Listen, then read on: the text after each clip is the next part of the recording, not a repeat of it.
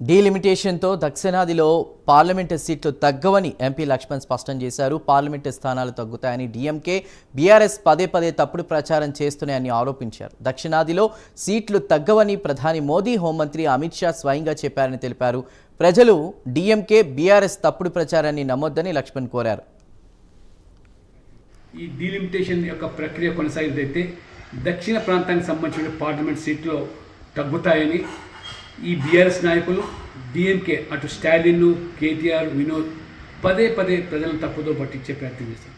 ప్రధానమంత్రి స్వయంగా దక్షిణ ప్రాంతంలో ఉండేటువంటి పార్లమెంట్ స్థానంలో ఎటువంటి తగ్గింపు ఉండదని చెప్పి బాహటంగా చెప్పినప్పటికీ బుద్ధ జల్లే కార్యక్రమం చేస్తారు. నిన్న హోంశాఖ మంత్రులు గౌరవ అమిత్ షా గారు కూడా తమిళనాడులో చాలా స్పష్టం చేశారు.